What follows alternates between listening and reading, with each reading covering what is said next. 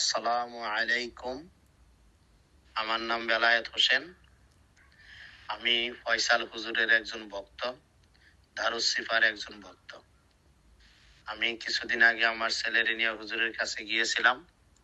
হুজুর মাশাআল্লাহ, আল্লাহর রহমতে হুজুরের উসিলায় আমার ছেলের উপর যে জিনের আসর হয়েছে তা দূর হয়েছে এবং হুজুর ওই জিনগুলাকে আটকায় ফেলেছিল, তাদেরকে ধরে রেখেছিল।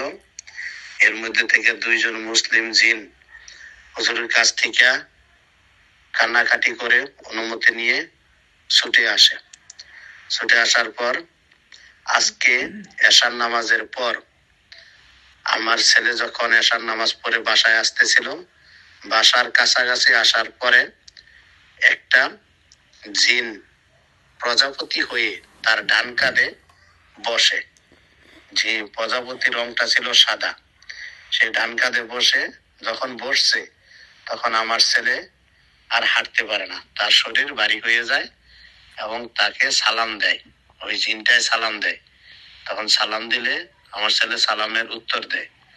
উত্তর দিলে বলে যে ফয়সাল হুজুরকে আমার সালাম দিবা। আমি ফয়সাল হুজুর থেকে ছুটে আসছি, আমার ফয়সাল হুজুর ছেড়ে দিয়েছে, আমি তোমার কাছে আসছি। তোমার যে ক্ষতি করতেছে, যে তোমার উপরে আমার চালান দিছে, জিন চালান দিছে, সে তোমাদের ক্ষতি করার জন্য চতুর্দিকে এখন দৌড়াদৌড়ি করতেছে, বিভিন্ন কবিরাজের কাছে যাইতেছে এবং কবিরাজের কাছে গেছে, বিভিন্ন তান্ত্রিকের কাছে গেছে, কিন্তু ক্ষতি করতে পারতেছে না। ওই জিন বলতেছে জিনকে নাকি আটকানোর চেষ্টা করছে। জিনের একবার দেখে ফেলাইছে, তখন জিন লুকায় গেছে। জিনটা থাকতো আমাদের বাড়ির পাশেই একটা মসজিদে, এখন সে ওইখানে থাকে না, ওইখান থেকে পালায় আসছে, তার যে কোনো মুহূর্তে আটকাইবে। এবং ওই কবিরাজ আমাদের বাড়িতে আসছে, আমাদের বাড়িতে এসে আমার বাড়িটাকে সে ভালো করে দেখা আবার সে মন্ত্র করতে চাইছে, কিন্তু মন্ত্র সে করতে পারে নাই। আল্লাহ রহমতে হুজুরের উসিলায়, হুজুর যে ফয়সাল হুজুরের উসিলায় সে ওইখানে 2টা জিন দেখতে পারছে। ওই জিন দেখা ওই কবিরাজ ভয় ভয় পেয়ে আমার বাড়ি ছেড়ে চলে যায় এবং যে করতেছিল সে আমার আপন ভাই, সে ভাইয়ের বাসায় গেছে, তার বাড়িটাও কি যেন করবে, কিন্তু অর্ধেক কইরা আর করে নাই। ওইখান থেকে সে ভয় পায়া চলে গেছে গা, সেই কবিরাজ আর কিছু করতে পারে নাই। আল্লাহ রহমতে আমার ছেলে অনেক সুস্থ আছে এবং আমার ছেলেরে বলল ওই জিন, তোমারে আমার ভালো লাগছে, তোমার সাথে আমি একদিন নামাজ তাহাজ্জুদ নামাজ পড়বো এবং তোমার সাথে দেখা করব। এই কথাটা আমি আবার হুজুরকে জানাই। হুজুরকে জানানোর পর হুজুর বলল আপনার ছেলেরে দোয়া পড়ে বলতে বলেন যে তোমরা আর আমার কাছে আইসো না। তখন আমার ছেলে দোয়া পড়ে যখন সূরা কাউসার 3বার পরে যখন এই কথাটা বলছে যে তোমরা আর আমার কাছে আইসো না, তখন তারা চলে যায় এবং চলে যাওয়ার সময় বইলা গেছে যে আমরা চলে গেলাম, আর আসবো না, তবে আমরা ওইখানে থাকতে পারবো না, তো এই কাছাকাছি এক মসজিদে আমরা থাকবো। আল্লাহর রহমতে তুমি ভালো থাকবা, তুমি ভালো ছেলে। এই কথা বলে ওরা চলে গেছে।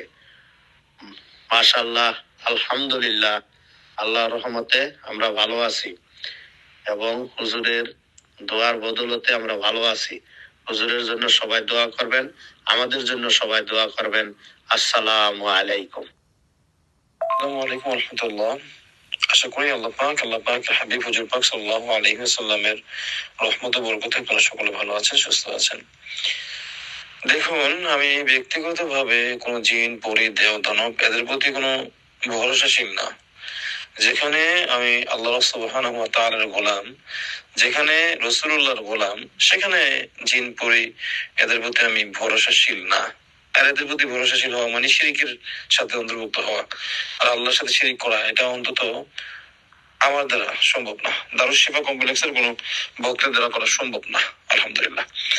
তো এই জিনটা কৃতজ্ঞতা প্রকাশ করার জন্য অথবা এই জিনটা তার আনন্দক্ষণ প্রিয় মুহূর্তটা আমার এই রোগীটার বা ভক্তটার কাছে এসে বলেছে, আমাকে সালাম দিয়েছে, এই করছে সেই করছে।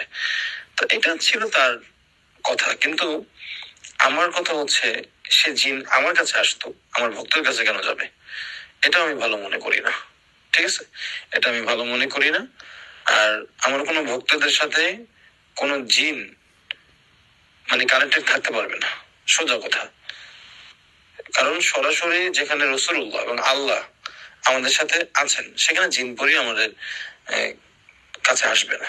আসতে হলে যদি আসে, সে যদি আমাদের কোনো খেদমত করে, তার তার ভাগ্য খুলবে, আল্লাহ তার ভাগ্য খুলে দিবেন।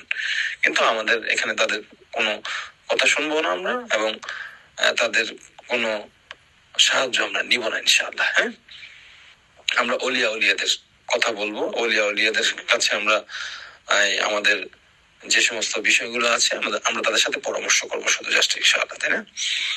তো আমি দোয়া করি আপনারা সকলে ভালো থাকেন, আপনারা সকলে আমল করেন, রুহের শক্তি জাগ্রত করেন, দারুস শিফার জন্য দোয়া করেন, এবং দারুস শিফা কমপ্লেক্সের জন্য সবাই দাওয়াতি কাজ করেন। মাসিক আত্মশুদ্ধি মাহফিলে সকলে অংশগ্রহণ করেন ইনশাল্লাহ। আসেন, বসেন, আমল করেন, দেখেন, ভালো লাগলে লেগে থাকেন ইনশাল্লাহ। আপনি যেমন আসবেন, আপনার সাথে করে দু চারজন বন্ধু অথবা আপনার নিজ পরিবারের ভাই অথবা আপনার মা, আপনার বোন, আপনার কাছের যারা আছে তাদের সবাইকে নিয়ে আসবেন ইনশাআল্লাহ। আলোর পথ আপনিও পাবেন, আরেকজনকে আলো পথ দেখাবেন ইনশাআল্লাহ। হ্যাঁ, আসসালামু আলাইকুম ওয়া রাহমাতুল্লাহি ওয়া বারাকাতুহু।